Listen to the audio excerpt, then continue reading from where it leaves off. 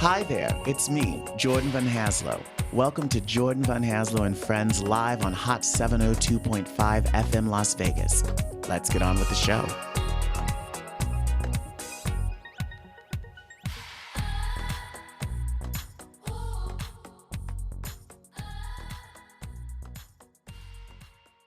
Hello, everyone, and welcome to another week of Showtime with Jordan Van Haslo and Friends. Thank you so much for joining us. I am so excited because I have a friend here who I haven't seen in a really long time. How long has it been, Randall? It's been a really long time. I want to say it's been like 6 or 7 years at least. I think since so. We were last in the same place. So I'm so excited to catch up with him. He is an animator, an illustrator, a filmmaker, a writer. He's a regular Renaissance man. And just like me, he's also a horror fan. So I can't wait to talk a little bit about that. Please welcome Randall Kaplan. Hello, Randall. Hi, Jordan. Thank you so much for having me. Thank you so much. Thank you so much for being here. How are you? I'm good. Other than the AI thing, I'm fine. The AI thing is really scary, isn't it? I mean, the truth is there's a lot more. It's not the only problem. We've all got problems, and we've all got more problems than AI, but it is its own issue. And I think it's fascinating and disturbing, but it also may be key to unlocking some potential we didn't know we had. I don't know. Well, that's the thing, right? With any technology, it's like it opens up so many wonderful possibilities, but at the same time, it's like it also opens this Pandora box of challenges, and also potentially like eliminating people's jobs. And also, what I get so most concerned about is just almost like the brain rot that can come from it, right? Because one of the things I notice, and Jose and I have talked about it a lot, are how, people like for example, like younger people who have just totally been social media natives almost have lost a certain amount of critical thinking that you had to have before social media. So I do get worried that we're going to lose more of that. I think in a way, that's inevitable, but I think that's why I think ultimately, and I mean, I thought a lot about this, especially, I felt like I had to in the past few weeks. It's just bombarded us, right, with all this information about, especially if you're an artist and you're paying attention to what's going on, you just look online and you see all this stuff coming out. And more recently, it's day by day, it's getting more and more intense to the point where animation itself and filmmaking looks like AI is trying to co-opt it. So and that the companies are coming out with AI technology made to make animated films, to make live action films. I mean, really, it's crazy. So it's getting to a point where it's the exponential growth of technology and its evolution is reaching that breaking point where it's unleashed. It's upon us. Yeah. There's no putting it back into the box. Absolutely. But technology, but that's always happened, right? The more that new technology happens, that eliminates previous jobs. For example, I have a friend, Jose. Do you remember my friend Oki? I don't know if you remember my friend Oki. Oki, he works in the business. He works in audio restoration now, but years and years ago, when he lived in Japan, he actually his job was to build scale models. So like when there was like a horror movie, right? And the monster had to like walk through the town.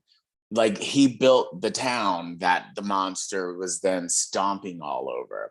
But that work for him completely went away because of the invent of CGI.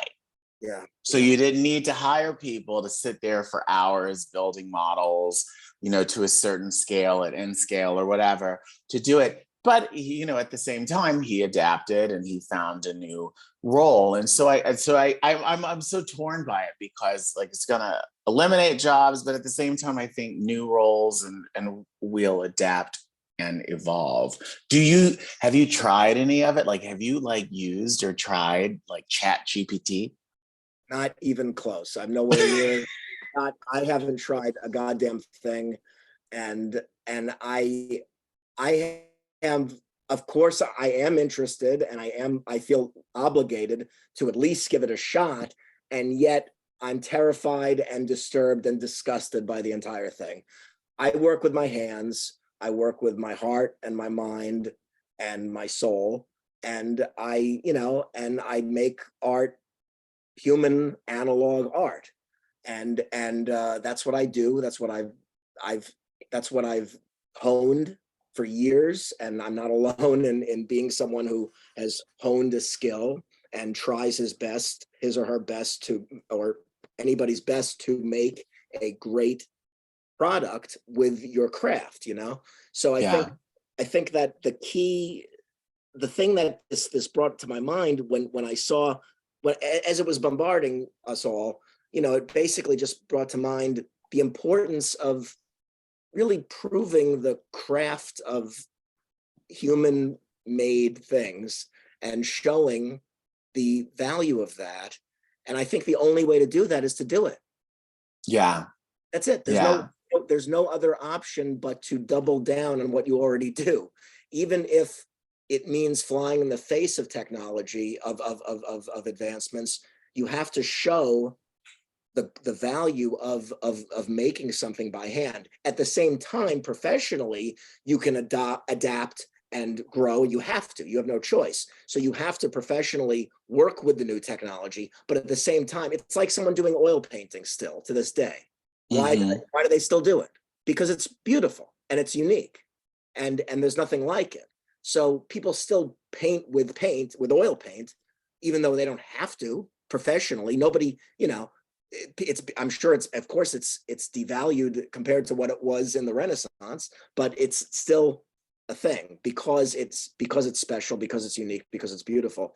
So I think they're doubling down on the analog and the human touch and the intimacy of working with your hands and mind is crucial for all artists right now. I don't think just giving in and saying, well, you know what, I'm just going to make AI art now and fuck anything that I've been doing.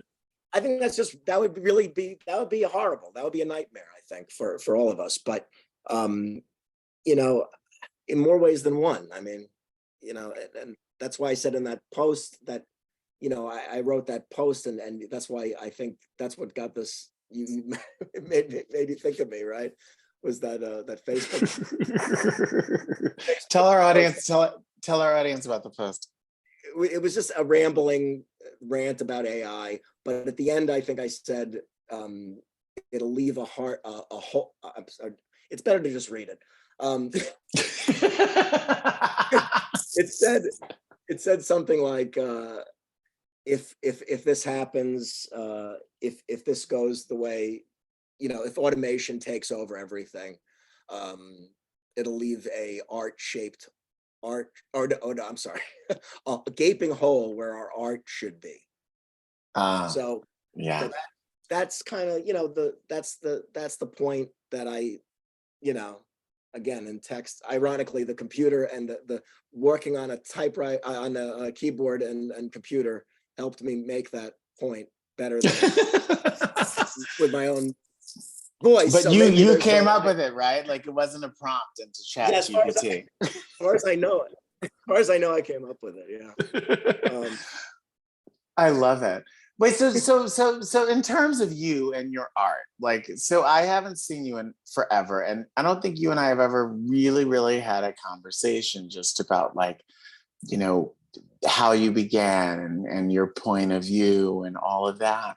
So tell me a little bit about just how you got to where you are. At what point did did art come into your life? Was it something from the moment you were like a little kid, you used to scribble with your crayons on the wall? Or was it something that happened later in life where all of a sudden there was a connection made? It was always part of my life, and I was really blessed to have artists as parents, both creative parents, and who encouraged it because they got it because they were artists. So it was not foreign to me, and it was encouraged. But even though I had those parents, immediately in school, one of my earliest memories is scribbling on a test or something. Or it was something. Coloring. It was even younger than that. It was kindergarten, so we were supposed to be coloring, just coloring. It was a coloring book, essentially. It was a coloring book, and I was scribbling monsters instead of coloring in the lines. And I was drawing monsters, and the woman, the teacher, The woman. the woman, I can barely call her a teacher. She grabbed the piece of paper, crumpled it up, and said, "Scribble Scrabble." There you go. That's how artists are treated. Even Scribble Scrabble. You're like, I don't even know the letters yet. What the fuck else am I supposed to? I mean, like, and look, I was, it's like I didn't know there was anything wrong with the Scribble Scrabble, but apparently she wanted me to draw on the lines, color in the lines. So, I think that there's always, even if that happened then to me at that age, and if I didn't grow up with artists and thinking that it was like, that it was actually a life that could be lived and viable, then I would have never had the confidence to continue, so many people are discouraged and never pursue it. Well, you mentioned that, and that makes me think. I haven't thought about, like, I'm not a visual artist at all. I can do like hangman and draw stick figures, but that's like about it. But I now, like, when you saying that, I remember how learning to color within the lines was always like a very, very important thing that was like imparted on you. Because I can remember being a little kid and are just coloring, and I can distinctly remember the moment that, like, I understood the concept of coloring within the lines and being very praised for it. Like, oh my goodness, you got it. Yes, you color within the lines. And that's so interesting, right? Because in life you have to, like, I think that the key is to find that balance, right? Because if you're going to be like a productive member of society and like keep a job, you have to know like when to color in the lines and when to not color in the lines. That's so interesting. Did you when you were a little kid, did you like, like when kids say, like, what do you want to be when you grow up? Like, did you say, like, I want to be an artist? Did you know that you wanted to work in films? Or was that something that just kind of happened over time where you just like, I just want to make art? I think I was around 8 years old when I said I want to make movies. And because I always told stories with drawings, basically. That's what I did when I was a little kid. I was drawing and drawing and drawing, and nonstop. And I'd literally leave my friends, like I would go see friends, and then I'd just say, I have to draw, and I'd leave them, alone, and I'd just start drawing. And then and it was pretty rude, actually, but they tolerated it ultimately. But it was, I constantly drew, and I constantly told stories, and I even, like, I was always pretending, and basically, I think all kids do it to one extent or another. It's just that again, I was encouraged, and I also was obsessed, and it was all I was really. It was all I. It's hard to. It's not that it's. I mean, it was what I really. It was. It's always been the thing that makes me feel alive. And it's always been the thing that makes me feel human.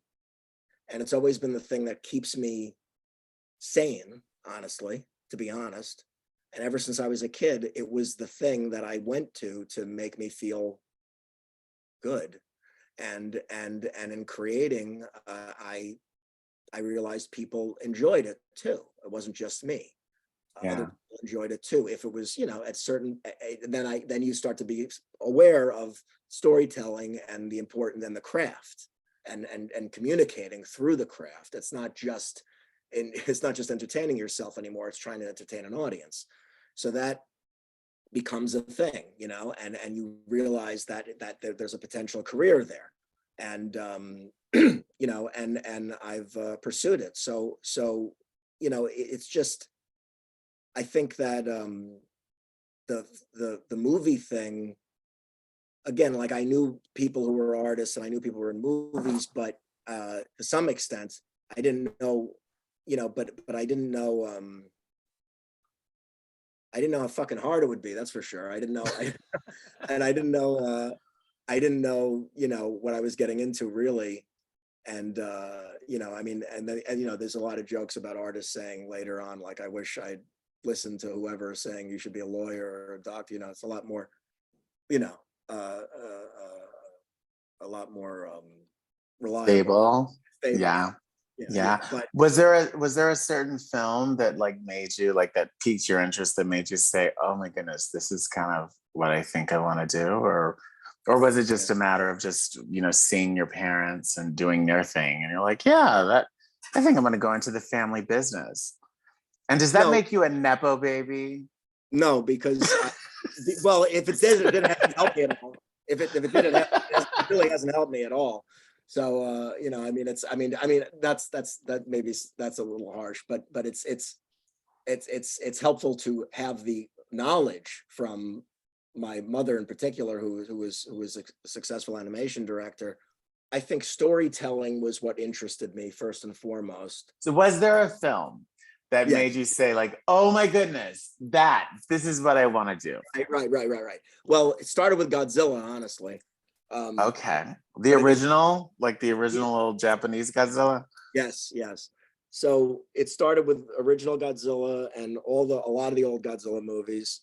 And then eventually it evolved into more horror movies and monster and, darker, more disturbing stuff, and more psychological stuff.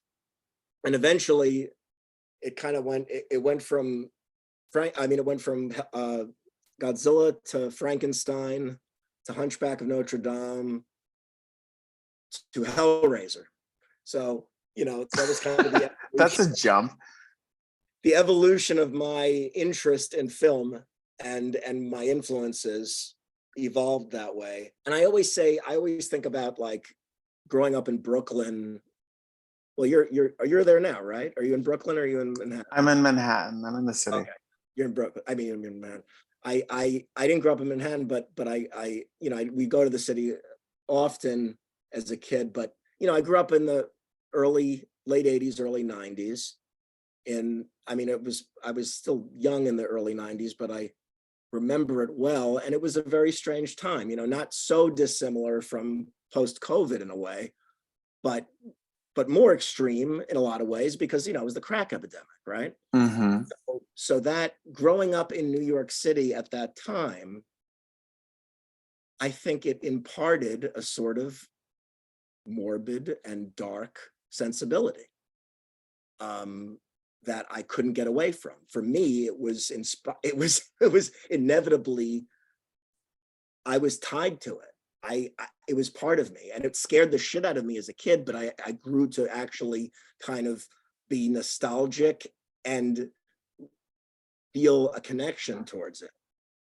And I think that, and it was, I mean, it's scary, it's sad, it was all sorts of things that were involved with that time period and growing up in Brooklyn at that time. But I think probably anywhere I would feel this way because I was just hypersensitive and, just like I would, go scream if we go into a mall because I couldn't stand the stimulation, that kind of baby, Mm-hmm.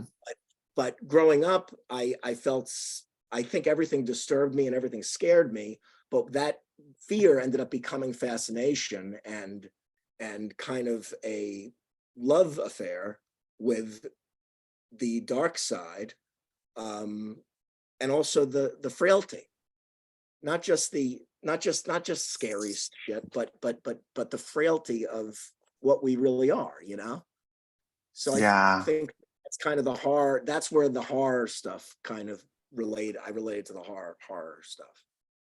And so is that sort of like just because you viewed like, you know, the what some people might think of as appalling because you were able to see so many layers under that? Is that kind of where the interest lied in you? And is that kind of where your storytelling comes from? Like finding all of the layers underneath the appalling, or what people might think is the horrific, or what people might think is, or like you said, the straight up frightening. The things that people try to ignore and repress or get away from, I think are, you know, inextricably human. I think that's what it's all about. I don't think it's not just one thing. It's not a simple black and white statement, you know. It's not a clear cut good or bad, right or wrong. It's actually very nuanced and very beautiful.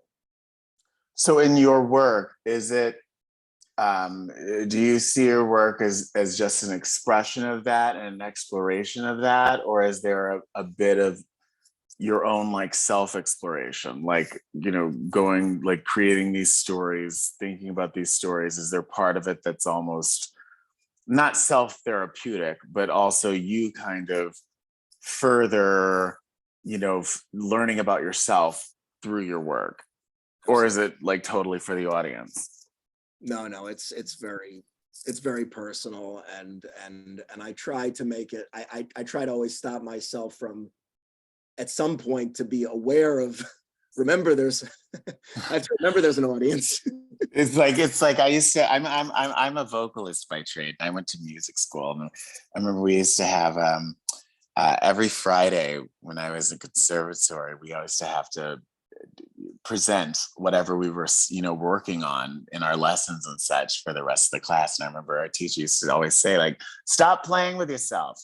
Right. Right.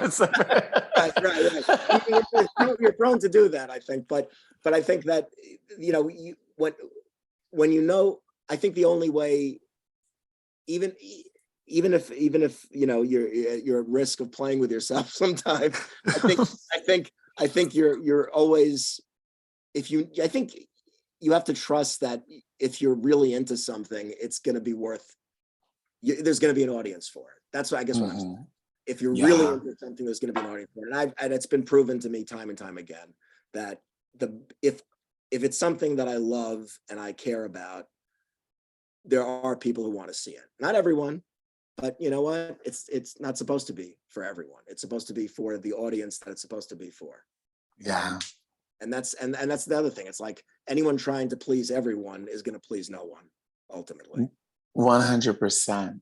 So how did you get from Brooklyn to Hollywood? What was that journey like? Same way the Dodgers did, by plane. You got a better offer? Oh. I got a big no, I got no offer, but the sunshine was the offer. Yeah. Sunshine, and what do they say? Sunshine and coconut. No, that was actually Florida. That was a line from Midnight Cowboy. Sunshine and coconut. Sunshine. Yeah, sunshine. And sunshine. Well, so sunshine and oranges. Sunshine and oranges. Sunshine and orange. What you need. Yeah. Did you? Well, tell me this. Did you study in on the East Coast, or did you further study on the West Coast? No studying here. Just, you know, just trying to do stuff. I went to SVA and in, you know, downtown, and or Gramercy, you know, area in Manhattan, and that was a great experience. You know, I learned a lot making some films there, and those films actually were distributed, and I was lucky enough to get a distribution deal. Oh, wonderful. Were you a filmmaking student, or were you in what did you study when you were there? It was live action film. It wasn't Okay. action, but I ended up getting into animation later. As much as I thought I'd just do live action, I ended up getting into animation, even though I as much as I tried to stay away from it. Well, talk to me. So you ended up getting, while you were in school, you ended up getting a distribution deal. Yeah, I got a distribution deal, and I got this this DVD came out, this anthology of my short films called Beneath the Flesh, and it came out back in 2009, and it's been downhill ever since. How did that happen? I mean, like, you're a student, you got some films, and like, how did that happen? It's funny. It happened in the age, it was proto social media. It was called MySpace. And oh, MySpace. On MySpace, I guess I was one of the first people to do this, but I put a short film on MySpace, big, I was like, and I didn't think anyone would see it, but sure enough, I got a distribution deal because I put the short film on there. And like, wow. I wish I got that kind of attention now. But back then, apparently, it stood out to them. They found it, and they were looking for, people with original content. So I was really lucky to get that. And but the long and short of it is that I started live action. I did have one stop motion film in there. So I kind of played around with different medium. So this film that was distributed was just nothing but your short films? Yeah. Yeah. All you. That's amazing. That's wonderful. Did it have a theatrical run, or was it direct to video, or because this is before streaming, right? This is prior, like pre-streaming. Absolutely. It was DVD. And it's still available through Netflix on a DVD, apparently. On a DVD through Netflix. I don't know if anyone there may be one person who still does that. But it is still available on DVD. And so unfortunately, these films, I still really love these films, but unfortunately, were SD. At the time, I didn't realize HD was going to be a thing. Believe it or not, it was that long ago. I really thought that SD, not that it was, I didn't think that HD was never going to be a thing. I just didn't think it was really just I couldn't afford the transfer. But but I thought, but it wasn't a thing. So it wasn't something that you had to do at the time. No, and it would have been an extra grand. So I said no. And I couldn't do it. So SD was the only option. So I went with that especially the earlier films, but the last film, my thesis film, that was the only one where I was thinking about the HD thing. I was like, I can't afford it. But I really regret it because that would have been a really nice transfer. But you know what? It's still there. It's on SD. Those transfers, I've actually started to put them out online after all these years. But they're still on DVD. And so if anyone has a DVD player out there, you could look for Beneath the Flesh, and it's a relic from 2009. And I have a few copies still. So if you want to contact me personally, a few, like it's like a few, like you have like a stack in like the garage. You're like your mother's garage. Exactly what I have. But it's not that many. I really only have a few left. But I used to sell them. Anyway, I actually wasn't supposed to, but I shouldn't say that. But we sold boys them. Gotta eat. Hey. Yeah. But anyway, but yeah, those films they still exist, and I put out one of them, the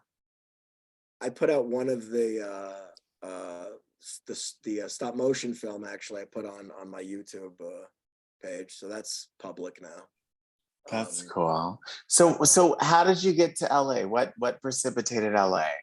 Were you, because what I find with people who are like born and raised in New York, they're either like dying to get out of New York, which is like so many people I know who are originally from New York, like even like went to college in like Ohio and like the most random places just because they wanted to get as far away from the city as possible. And then you have other folks who are like, New York, I was born in New York and I'm gonna die in New York. What precipitated you going west? I don't think I'm either, really, because I was kind of like I was gonna die there, and then I was saying I was gonna die there. I was ready to die there. Um, I was happy to be there, and I wanted to go to. I even wanted to stay in New York for college, but eventually, I guess I just was like, okay, enough. I'm going to try LA, and honestly, it was getting so expensive, and I was like, you know what, I'm just going to see what LA is like, and I actually, believe it or not, and this is a New York boy, a Brooklyn boy, I fell in love with LA. I thought it was great. It's a wonderful And town, ain't it? it's got a lot to offer, you know, and it was more interesting and diverse and more of a weird melting pot in a gritty, interesting city than I ever thought it would be. Um, uh, you know, and like has all different neighborhoods with all sorts of different art stuff, and you know, and I mean, at the time I was a big drinker, so I liked all the dive bars and stuff. But you know, I don't Did know. I mean, you I really like, you know, I like LA, but you know, yeah. did you go to LA with a gig in hand, or was it just a wing and a prayer and a plane ticket? Yeah, it was that, and it was the distribution deal I thought was going to be well, I was hoping it would be more lucrative than it was. But I ended up doing some editing stuff out here initially, and then got more into the animation side of things. I always, like I said, it kind of went in a circle because I started as a kid drawing everything, you know, everything I wanted to do, and then I went away from it, and I thought, oh, I'm just gonna make live action films, but I ended up deciding that I really was in love with the storyboarding process, and drawing. I was still love to draw characters, so I wanted to see them come alive and see them move. So I started animating this film years ago, and I'm still making that film. But I'm also doing a short film now that's a more standalone project that's a lot more practical to get done on my own, and that is also, well, I should go back a little bit and add that um, I was influenced by all of the things that I was influenced by for live action. I was trying to bring that into animation and bring in the psychological horror film into animation. Um, the kind of expressionist inspired psychological noirish, all these things that kind of influenced me over the years. I wanted to bring that into drawings and paintings moving, you know. So Yeah. so that was kind of the way the style developed, and the concepts were based on that. Not just the technique, the technique didn't inform the concepts, but you know, they kind of informed each other. But um I guess so I ended up developing a pretty specific style, and way too specific to be very lucrative, unfortunately, for commercial work. But I did do a few different little commercial gigs with the animation. I mean, that was one of them was for Amazon, called "The Brief History of the Shadow People."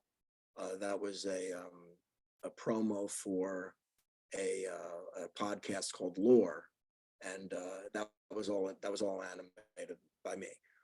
Um, but that was one of the few. That was the best. That was the best pay I ever got for animation. I'll put it that way. It was the only time it was really, really well paid for animation itself. Editing and illustration, that's different, but animation, it's not easy all the time. So So did you to get fall that, into animation? Because it sounds just based on like just what you've said up until now, it sounds like live action is really where like your heart and your passion is. You just, I mean, you started off as, you know, as a visual artist, but like, did you fall into animation, or was that something that you were actively trying to pursue? well, I didn't. I know I wasn't trying to pursue it. It was more like it pursued me in a way after staying away from after doing live action for a certain amount of time. I was like, I was literally, you know, no pun intended, drawn into it. It's pretty bad. But so basically, I guess I just, yeah, I felt I did kind of fall back into it. I'd say it's not that I say back because it was in my the history with my, in my family, but also in my life, in my own personal life as an artist. The drawing just was part of me. So I think that it was kind of, for me, it's not that alien, it never felt that, because of the drawing. Just that's really it. Just drawing stories, drawing characters, wanting to see your characters move and come to life. It wasn't alien at all. And actually, I looked back at some old stuff recently, and I found a bunch of flip books and things like that. And I was like, oh yeah, I always kind of animated after all, Yeah. And it was like, it's nothing. So there's not this big distinction for me between live action and animation, believe it or not. It's the process is very different, and technically there's differences, but creatively there's not Yeah. Have you ever collaborated at all with either of your parents? I know your mother's an animator, right? You said she worked on Beavis and Butthead, right? So that was yeah. Like, have you ever collaborated with your parents at all? A little bit here and there. I mean, more like in different ways. I give my father advice about his videos. Sometimes he does some different video stuff, and I we occasionally we give each other advice on like what we, opinions on notes and things. My mother is similar with her, but she helped me animate a walk cycle at one point and showed me how to do that. So that was cool. And she has that knowledge. So it's awesome. I mean, that's really where her, I mean, it's just, she's a well of knowledge of animation. And again, growing up in kind of around the New York animation world, it was interesting, and I felt like I could see from a young age how cool that world was, and it just kind of subconsciously was implanted that, oh, I knew that this would be a possible lifestyle, Yeah. What's a like I said, I can only draw stick figures. What's a walk cycle? Just basically it's essentially 8 drawings of a character walking. Oh. It's code. It does exactly what it says on the side of the tin. So exactly. So a cycle is essentially what it sounds like. It's drawings in a cycle, and they loop.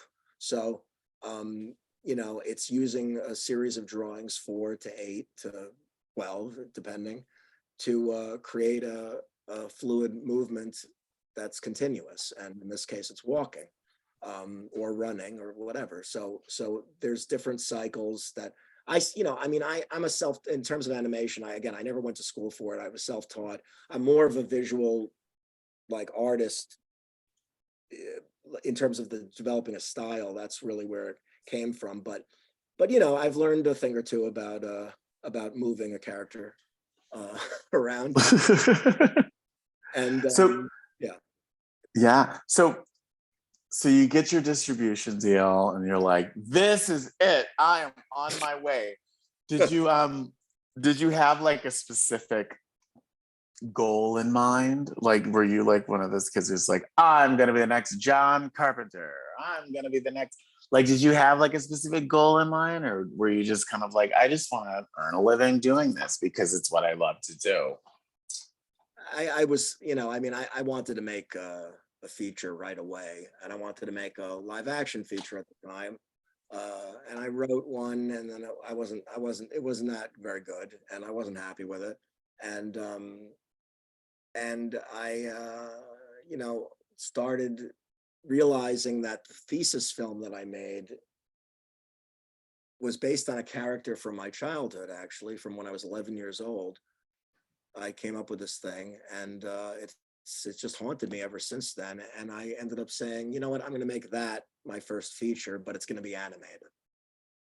And that's why'd you choose animation? Just because again, I realized I had tried it in live action and something was missing, and I felt like I wanted to see it as animation.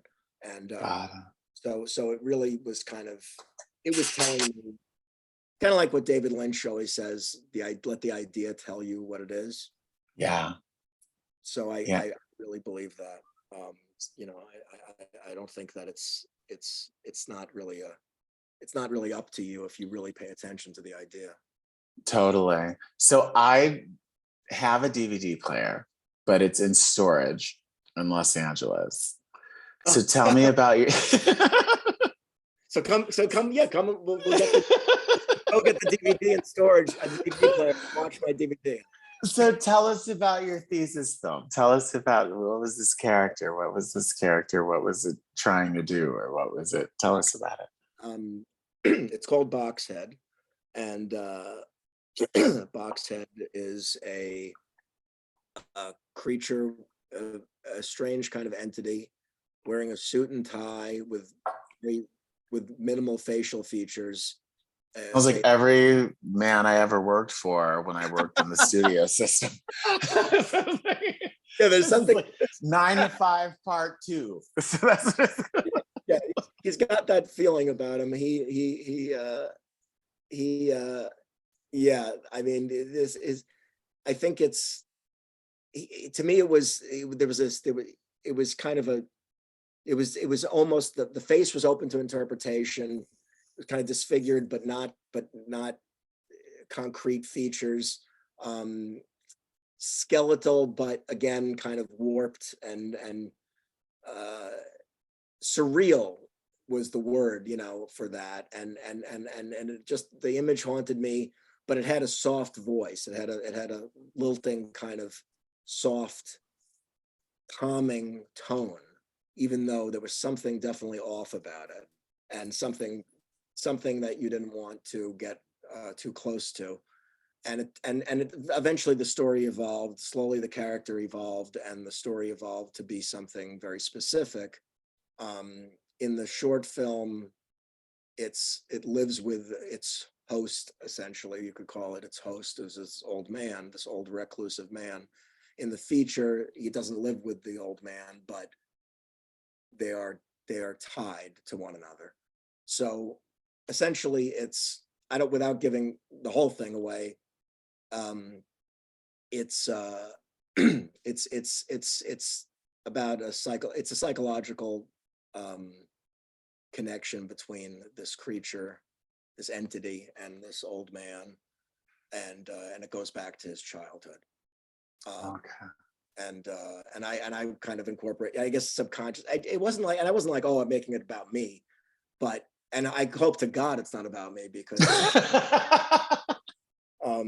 but at the same time, you know, it's like, it is what it is. You know, it's like, I really firmly believe in the idea telling you what it is. So it slowly told me what it was, very slowly, over 20 years. And eventually revealed itself to be this particular thing. And and I, you know, I pursued it, and it's a very personal and involved film, but I think, and I know that it's got an audience, and I know that it's interested a lot of people over the years. It's just trying to make the damn thing and finishing it. And I can't do it alone, because it requires, in order to get it, unless I want to, you know, take forever on it, I can't do it alone. So that's why I'm making a short film now, to get that out there, and do more stuff that is more just getting a more concrete idea out there that I can sell. In terms of the feature, I'm looking for a producer and all that stuff. But anyway, that was not your question. Your question was about the short film, but it led to the feature, and the feature is the continuation, essentially, of that character and that entity. I'm sorry, I didn't even interrupt you. Keep going. Oh, just that the world that I was creating. And actually, some of the imagery, and, you know, over the years, I've been working on it for so long that a lot of the imagery that I created 20 years ago, I've been seeing in things, and that's always a great feeling, you know.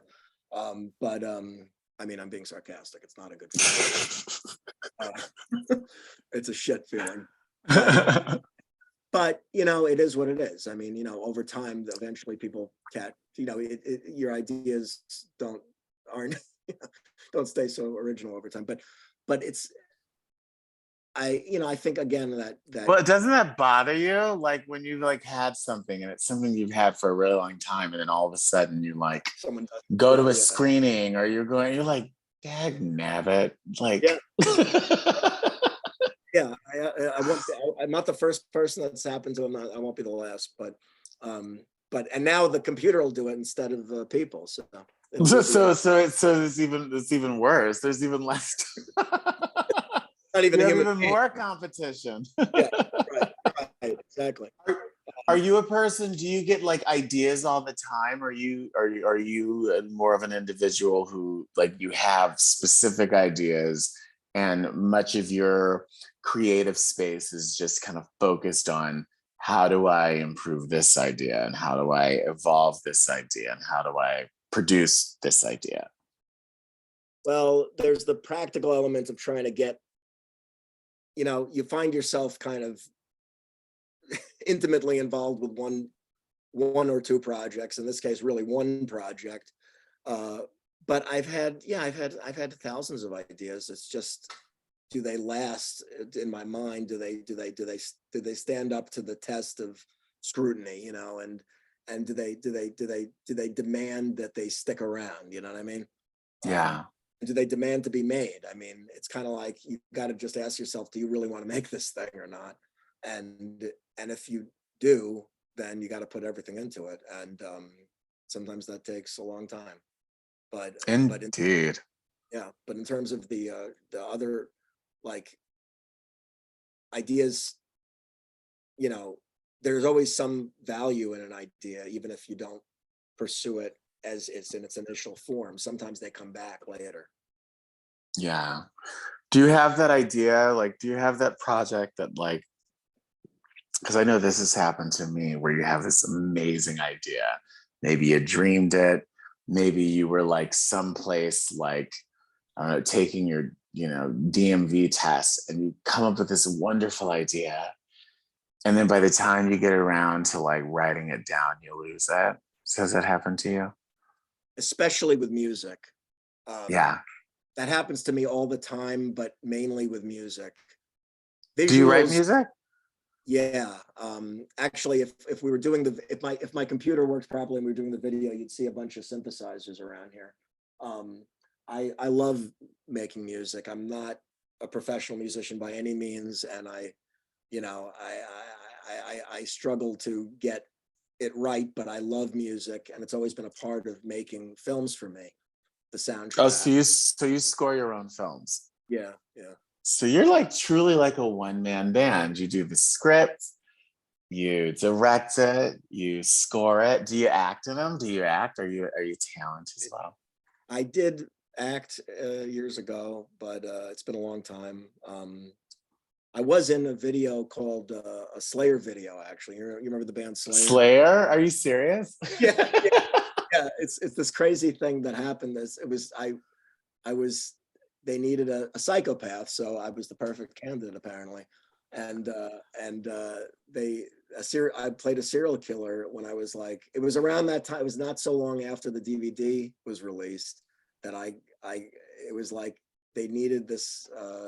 It was kind of a photographs.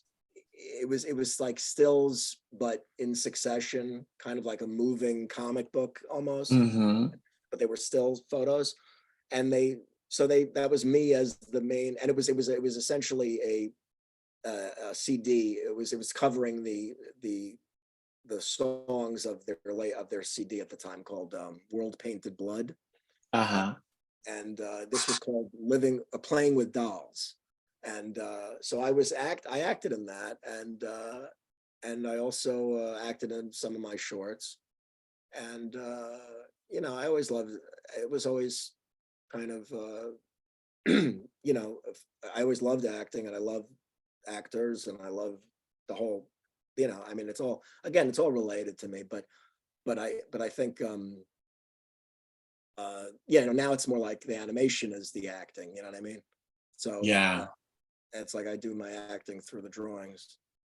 Is there anything artistically, because I mean, I know you want to get this particular film done, but is there anything artistically like you've done a little acting, animating, directing, scoring. Is there anything artistically that you haven't had an opportunity to do that you'd love to have a chance to explore or experience? Well, I'd love to do more of all sorts of things, but I think I've been lucky enough to be able to try a lot of the things that I love or am interested in, but I haven't, I haven't sculpted in a really long time. I loved sculpting. And I still love painting, but I don't have enough time to do it Mm-hmm. to the degree that I'd like to. But but I try to incorporate. That's why one of the reasons I make animated films is, in a way, I have to admit, part of the reason I do it is probably to incorporate everything I want to do into one project. Oh, that makes sense. That's kind of cheating. That's very practical. No, it's not cheating. It's practical. You're like, we have 24 hours in a day. So let's figure out how to put all these things together so I can get them all done. Right. And I get to do all these cool things in one project. But the catch is, it's a shitload of work. So, and it's great. I mean, that's why I love music. The more you dive into something, the more you realize how little you know and how much there is to learn, right? But that's part of the beauty of it. And part of the beauty, again, going back to the AI conversation, is that's what we're losing. That's what we're at risk of losing. Yeah. Is that knowledge, the growth, the accumulation of knowledge and of craft, and of technique and all these things. It's like, and all these things are endless possibilities, and you learn so much about yourself in the process of doing it. So it's like you said, brain rot. I mean, if everything is easily accessible and you can type in what kind of movie you want to make and it'll come up, what the fuck is that? And what are you doing? Why are we here? Why are we here? Yeah. What is that? Well, why are we here? Yeah. So that's because I would love to continue. I could talk to you for the rest of the afternoon. Unfortunately, we're at the end of our time. So before we go, can you please tell our audience where they can find you online, on social? If there's any money people out there or any production folks out there where they can find you to talk about your project. That would be fantastic. I'm on, if you look up Randall Kaplan Horror or Randall Kaplan Animation, I'll come up, or go to randallkaplan.net. That's me, randallkaplan.net. I'm also on YouTube, just Randall Kaplan. And now they have the number attached to it, and I forgot what it is. You know what I mean? You know how they... No, totally. So annoying. But I am on there. There's another Randall Kaplan out there, but don't go to him. Don't go to him. Yeah, who is he? Screw him. He's not important. But essentially, yeah. I mean, I'm all over the place. It's pretty obvious, I think, when I pop up, because it's like, weird dark art and animation. If there's no other Randall Kaplan with that, there's a finance guy and a lawyer and that kind of thing. But there's me. And there's only one cool one. Well, listen, thank you so much for joining me. It's been so great catching up with you. And I can't wait to hang out again when I'm back in LA. Let's definitely get together. And thank you for introducing us to our guy who came over as a director for us for the tea. Oh yeah, of course. Yeah, he's a good friend. Yeah. He's so awesome. And he actually joined us on the show not too long ago, a few weeks ago. That's great. That's great. Yeah. Well, thank you so much. It's been an absolute pleasure. And thank you all out there in Radio Land for joining us for another episode of Showtime with Jordan Van Hazel and Friends right here on Hot 702.5 FM Las Vegas. We will see you next week. Bye-bye. Hi there, it's Jordan Von Haslow. I don't know if you know this, but everyone's favorite radio show and podcast is now available on Spotify. That's right. Showtime with Jordan Von Haslow and Friends, my weekly one-on-one chat with some of the most interesting people I know in entertainment and the arts, can now be streamed on Spotify. I share real estate with Joe Rogan. Click on the link and be sure to subscribe. And don't miss us live on Hot 702.5 FM Las Vegas.